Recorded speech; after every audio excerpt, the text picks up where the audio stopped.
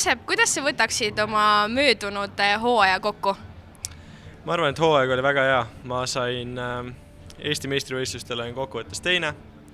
Ma hooaja lõpus suutsin Adakil tulla top 10-sse ning sain kätte ka euroopakate punktid, seega lõppkokkuvõttes ma olen väga rahul, aga alati saab paremini, et eks me järgmine aasta sihime kaugemale ja uued eesmärgid.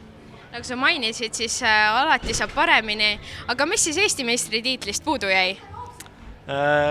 Eks ikka kiirust, selles mõttes, et võidab parim ja seekord juhtus nii, et Kaarel oli parem kui mina, seega. Ei, selles mõttes esimese aasta kohta ma olen väga rahul teise kohaga, et vingud pole millegi üle. Aga kuidas sa hindad teie kiiruse vahesi, kas Kaarel on püütav?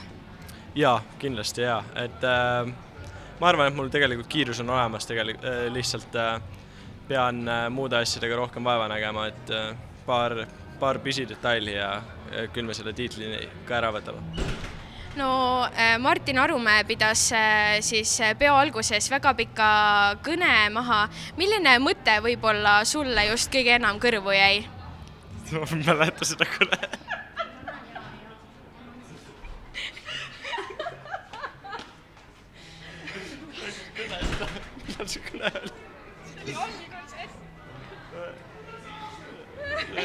Okei, no lähme edasi.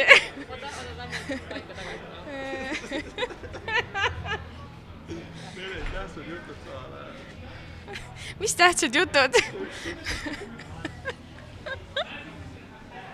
Koolitundid peab asju meelde küsimused. Ja, pärast kordamisküsimused.